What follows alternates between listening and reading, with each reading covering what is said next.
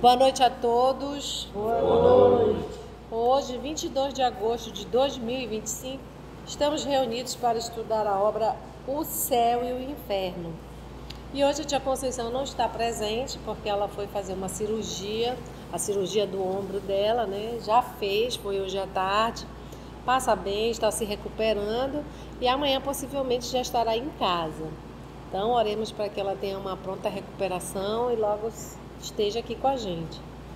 E hoje nós vamos retomar nosso estudo na primeira parte, capítulo 10, né, Augusto? Isso.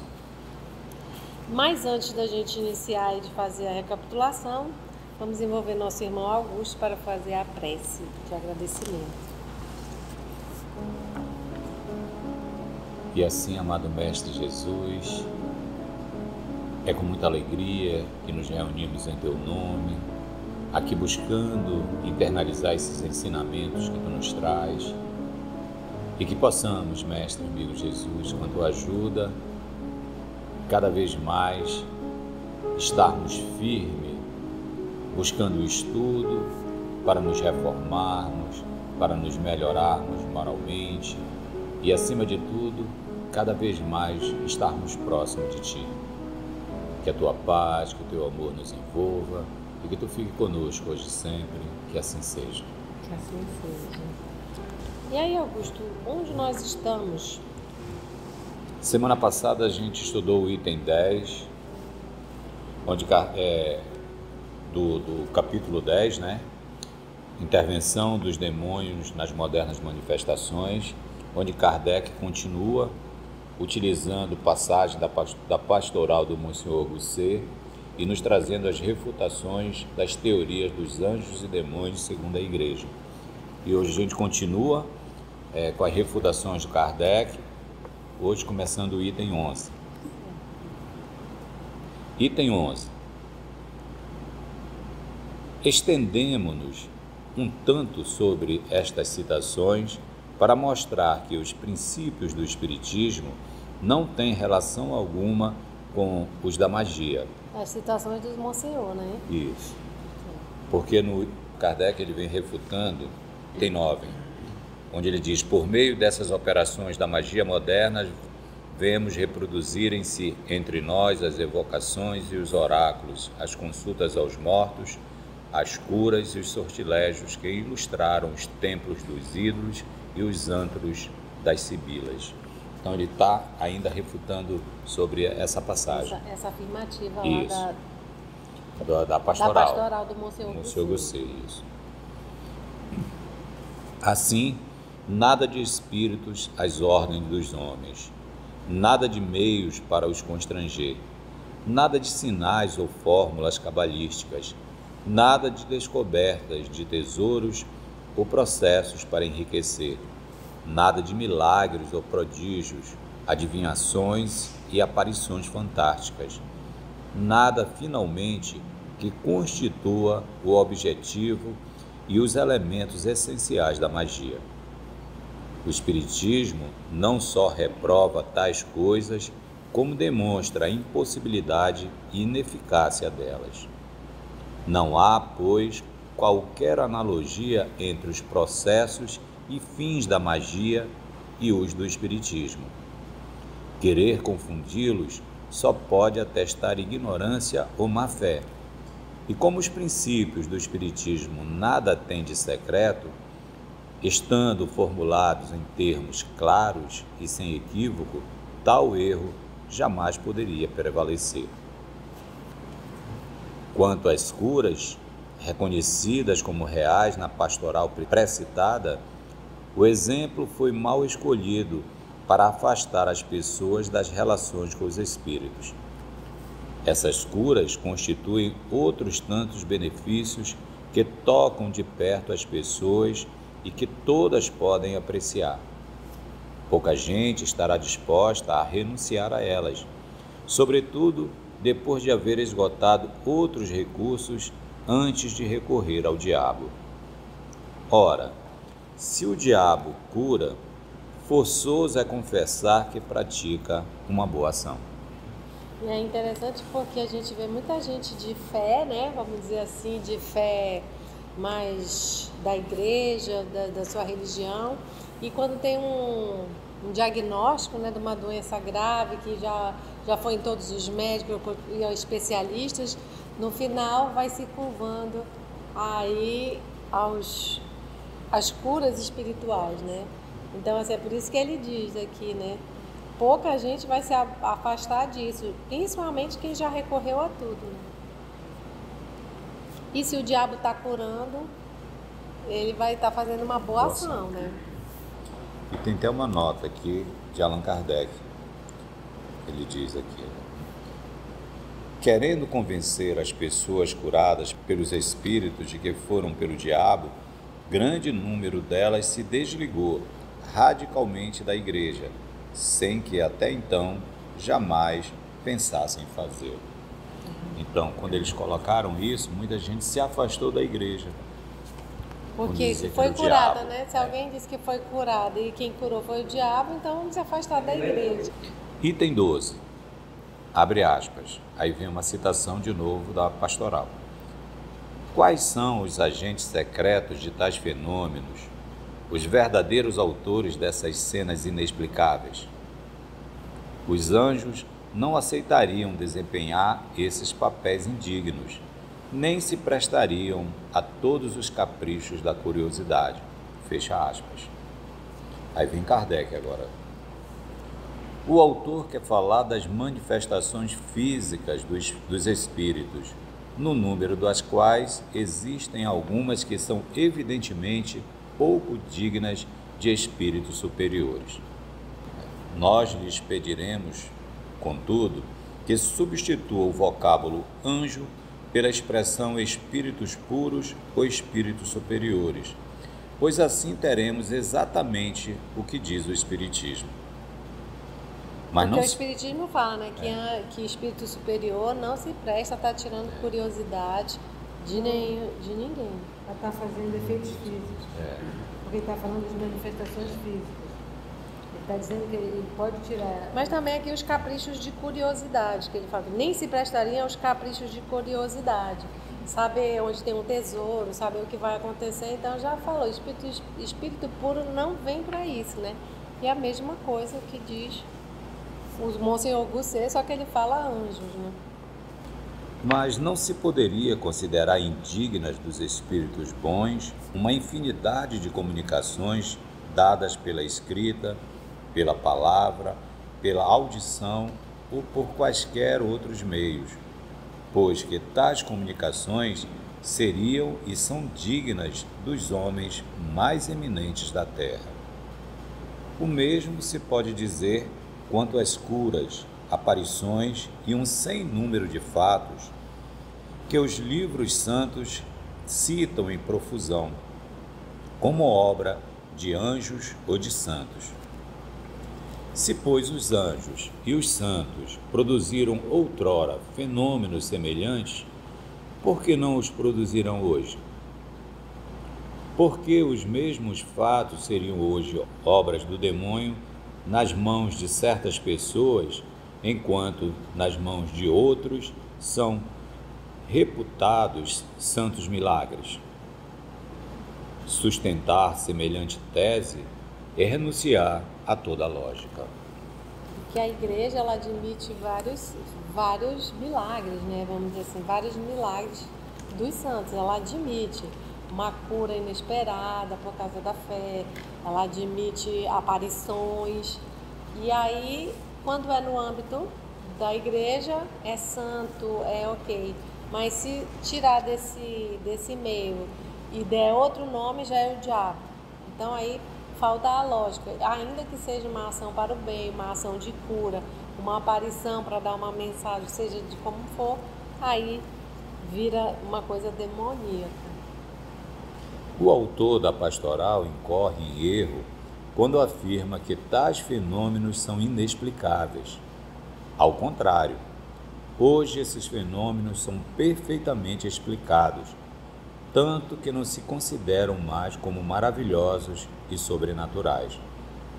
Porém, mesmo que não fossem explicados, atribuí-los hoje ao diabo seria tão ilógico quanto conferia a este, em outros tempos, as honras de todos os fenômenos naturais, cuja causa então se desconhecia. Por papéis indignos, devemos entender os que visam o mal e o ridículo, a menos que queiramos qualificar como indigna a obra salutar dos espíritos bons, que promovem o bem, encaminhando os homens para Deus pela virtude. Ora, o Espiritismo diz expressamente que os papéis indignos não cabem aos espíritos superiores, como se deduz dos seguintes preceitos. Item 13. Reconhece-se a qualidade dos espíritos por sua linguagem. A dos espíritos verdadeiramente bons e superiores é sempre digna, nobre, lógica, isenta de contradições. Nela transpira a sabedoria, a benevolência, a modéstia e a mais pura moral. É concisa e sem palavras inúteis.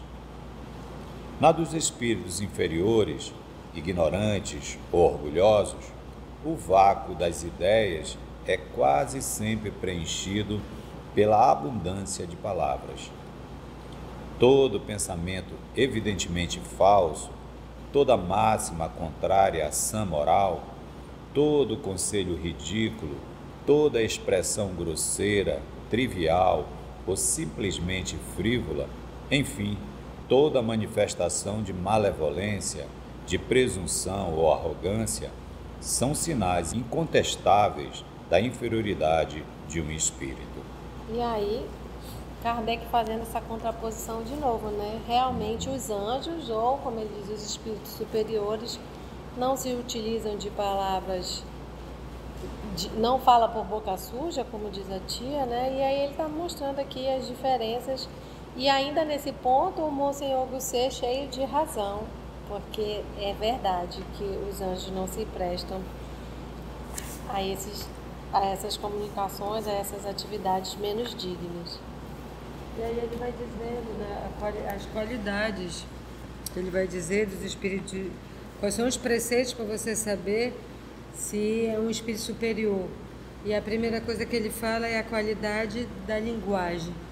Você conhece uma pessoa, e ele já fez essa comparação, como você sabe se uma pessoa é estudada ou não, se ela sabe as regras de gramática ou não, se ela estudou ou não. Quando ela abrir a boca a gente vai saber, né?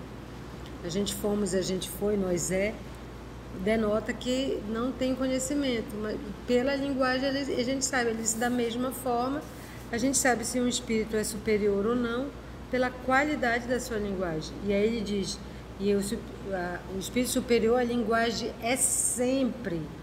Então, se tiver alguma coisa que não tiver nesse sempre, digna, nobre, lógica, isenta de contradições, que transpira sabedoria, benevolência, modéstia e a mais pura moral, não é um espírito superior. Simples assim. Mas lembrando também que a gente sempre aprendeu que a linguagem não é a forma de falar, mas é o que se fala, né? Então, ainda que não seja dentro de uma regra, mas o que se fala seja de verdadeiramente bom, superior, de benevolência, aí sim teremos espíritos superiores. Os espíritos superiores não se ocupam senão de comunicações inteligentes, tendo em vista a nossa instrução. As manifestações físicas ou puramente materiais são, mais especialmente, obra dos espíritos inferiores, vulgarmente designados sob o nome de espíritos batedores, como, entre nós, as proezas admiráveis são executadas pelos saltimbancos e não pelos cientistas. Seria absurdo supor que um espírito, por pouco elevado que seja, se exibisse para divertir os outros. E isso está no que é o Espiritismo, capítulo 2, item 37 a 40 e 60. Veja-se também no Livro dos Espíritos, livro 2, capítulo 1, itens diferentes ordens de espíritos e escala espírita. E o Livro dos Médiuns, segunda parte, capítulo 24, Identidade dos Espíritos, item Distinção entre os espíritos bons e maus. Ou seja, várias obras falando do mesmo assunto, né? E que os espíritos batedores, só lembrando que são inferiores, mas é o trabalho que eles cabem na sua ascensão moral também, né? Qual é o homem de boa fé que poderia ver nestes preceitos um papel indigno atribuído aos espíritos elevados? Não apenas o Espiritismo não confunde os espíritos, como constata, pela observação dos fatos, que os espíritos inferiores são mais ou menos ignorantes, limitado o seu horizonte e restrita a sua perspicácia, ao passo que a Igreja atribui aos demônios uma inteligência idêntica à dos anjos. Constata também que os espíritos inferiores fazem das coisas uma ideia falsa e incompleta, que são incapazes de resolver questões e, por conseguinte, de fazer tudo quanto se atribui aos demônios. E a gente já viu lá atrás, né, essa questão dos demônios e os anjos serem tão inteligentes na mesma proporção, até mais inteligentes que os anjos e os demônios, né? Item 14. Abre aspas. As almas dos mortos que Deus proíbe evocar permanecem no lugar designado pela sua justiça e não podem, sem a sua permissão, colocar-se à disposição dos vivos. Fecha aspas. O Espiritismo diz também que as almas não podem manifestar-se sem a permissão de Deus. É, contudo, bem mais rigoroso do que a religião oficial, pois afirma que nenhum espírito, bom ou mau, pode comunicar-se sem essa permissão, enquanto a Igreja atribui aos demônios o poder de dispensá-la. Vai ainda mais longe o Espiritismo, ao dizer que os espíritos, mesmo com essa permissão, não se põem à disposição dos vivos quando atendem ao chamado que lhes é feito. É interessante nessa parte, porque a gente já viu e aí ele vai falando de novo. As almas não podem manifestar-se sem a permissão de Deus. E muito mais do que a Igreja diz, porque não podem, sem a sua permissão, colocar-se à disposição dos vivos, porque Deus proíbe de evocá-los. E o Espiritismo fala, é proibido evocar não. Sem a permissão de Deus, não adianta nem evocar, porque eles não se manifestarão. Porque isso é a justificativa que ele dá. Olha, se Deus proíbe as almas, de evocar as almas dos mortos, e tem alma se manifestando, então não é alma, é demônio, né? E ele está dizendo não. Olha, a gente também acredita nisso, que nenhuma alma é evocada sem a permissão de Deus. Mas não é por isso que ela, ao ser evocada, seja um demônio. E aí Quais ele manifestações? Fala, e aí ele está dizendo aqui, né? Bom, mal pode, que para a Igreja, para o Espiritismo, nenhum espírito vai se manifestar sem a permissão de Deus. Mas para a Igreja diz, o demônio vai. O demônio pode dispensar essa permissão. Então aí ele já vê essa falta de lógica. Kardec vem nos dizendo até que o Espiritismo é bem mais rigoroso do que a Igreja. A Igreja não dispensa. O demônio pode falar. O demônio fala sem a permissão. Você é o demônio. Interessante como ele vai ponto a ponto e pega umas sutilezas que a gente nem se percebe, né? Que se o demônio, assim, transita livremente, ninguém o detém. O espírito evocado vem voluntariamente ou é constrangido a manifestar-se? Ele obedece à vontade de Deus, isto é, à lei geral que rege o universo. Julga da utilidade ou inutilidade da sua manifestação.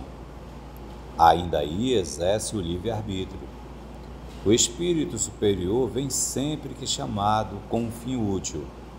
Não se nega a responder, senão a pessoas pouco sérias ou que tratam essas coisas como brincadeira. Isso está no Livro dos Médiuns, segunda parte, capítulo 25, item 282, pergunta 8. E nós temos na Revista Espírita, né, várias questões que eles pedem. Podemos evocar o espírito do Senhor X? Aí o São Luís responde, não é permitido. Por quê? Nós estamos até numa parte que eles querem saber um crime, e se a pessoa que foi assassinada pode ser evocada? Ele fala, não. Por quê? Deus o proíbe. Então ele não pode ser evocado. Ele não vai ser evocado. E não adianta evocar que ele nem vai aparecer. E aí pode se colocar, se insistir em questão de embuste, né? Vai ser mistificado, por aí vai. O espírito evocado pode negar-se a atender ao chamado que lhe é dirigido? Perfeitamente. Onde estaria o seu livre-arbítrio se assim não fosse? Pensais que todos os seres do universo estão às vossas ordens? Vós mesmos vos considerais obrigados a responder a todos os que vos pronunciam os nomes? Quando digo que o espírito pode recusar-se, refiro-me ao pedido do evocador, visto que um espírito inferior pode ser constrangido a vir por um espírito superior. Isso está no Livro dos Médiuns, segunda parte, capítulo 25, item 282, pergunta 9. E isso também nós temos vários exemplos na Revista Espírita. Eles perguntam se pode, aí é autorizada a invocação, e o espírito está lá de má vontade, respondendo tudo de má vontade. Aí, por que você está aqui se não quer responder? Eu fui obrigado. Uma força me trouxe. Então, assim, a gente vê que há um constrangimento também quando é necessário.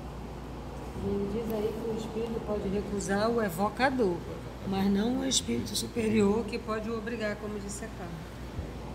Os espíritas estão de tal forma convencidos de que não têm nenhum poder direto sobre os espíritos e de nada poderem obter deles sem a permissão de Deus, que dizem, quando evocam, rogo a Deus Todo-Poderoso que permita a um espírito bom vir comunicar-se comigo.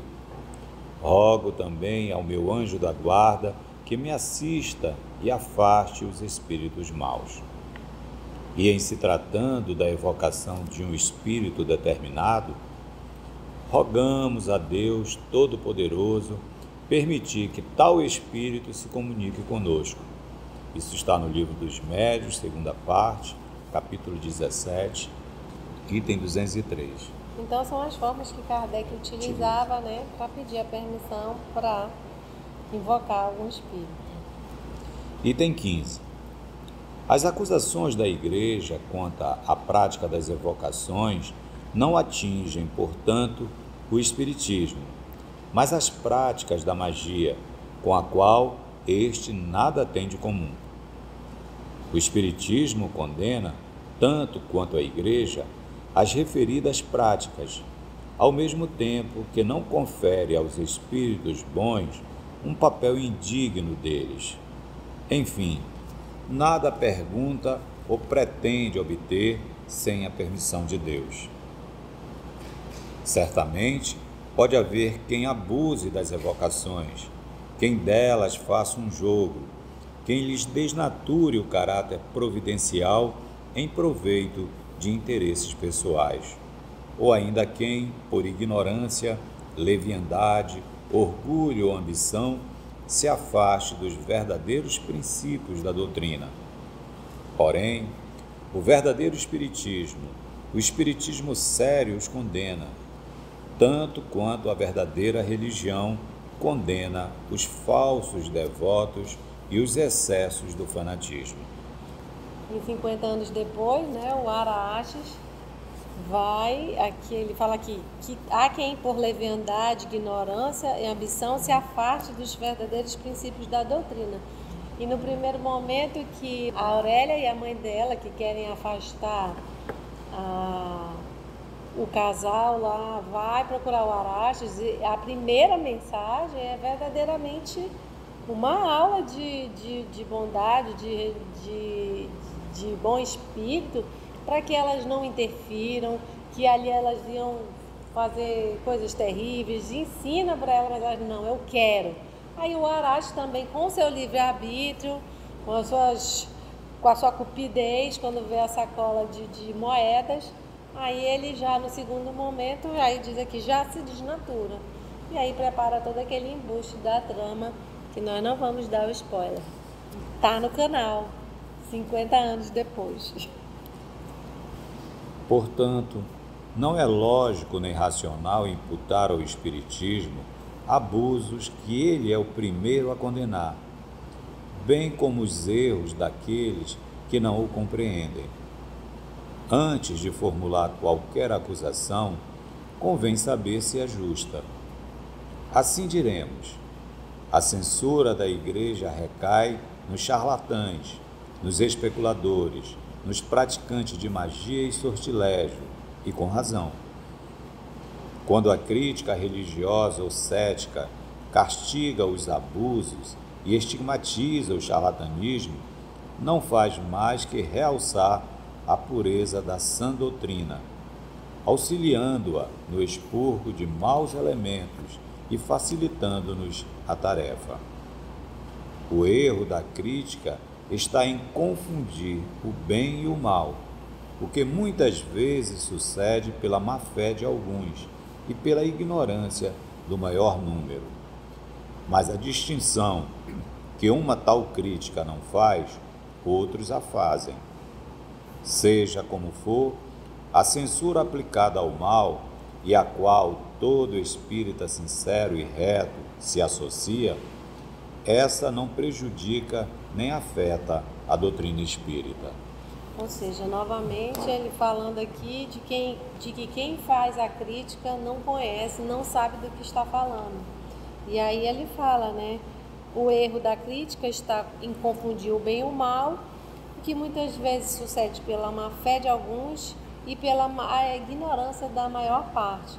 Porque a gente vê, inclusive, até os dias atuais, pessoas que falam sem nem saber do que, ouviram alguma coisa ao longe, não aprofunda, não gosta, confia naquela pessoa que está falando uma coisa também sem saber e vai desembocando na grande desinformação. Então aqui o Kardec está falando isso, e que combater o mal, o charlatanismo, também é bom para a doutrina, e é isso que ela quer.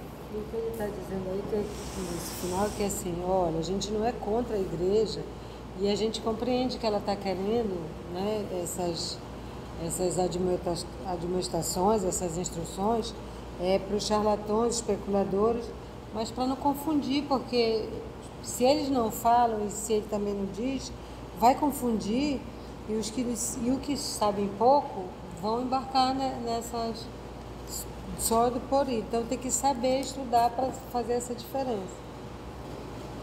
Então vamos dar uma paradinha aí, né, Augusto? E a gente vai continuar no nosso próximo estudo, né? Foi bom essa aula, né? Ótimo. Revendo lições do Livro dos Espíritos, do Livro dos Médiuns, lições valorosas, porque muitas vezes a gente também se deixa enganar por falta de conhecimento. Então vamos estudar, acessar nossos estudos no canal, tem muita coisa ticadinha, vamos aprender. Se você chegou até aqui o final, deixa seu comentário. É muito importante a gente poder ler o teu comentário. Não esqueça de curtir para que possa divulgar a página, dar o seu like, né? E, se possível, faça a sua inscrição no nosso canal e toca o sininho. Porque quando você toca o sininho, o YouTube avisa para você quando o EOS publicar um novo estudo. Então, receba um grande abraço da família EOS Manaus. Assim, concluindo o nosso estudo de hoje e agradecendo o nosso Mestre Jesus por mais este momento de aprendizado, vamos orar? E assim, agradecemos ao nosso Senhor Jesus, aos amigos espirituais que nos permitiram esse momento e que, com a permissão de Deus, possamos nos encontrar no nosso próximo estudo. EOS Manaus. Estudando para servir ao Cristo. Visite nosso site em www.eosmanaus.org.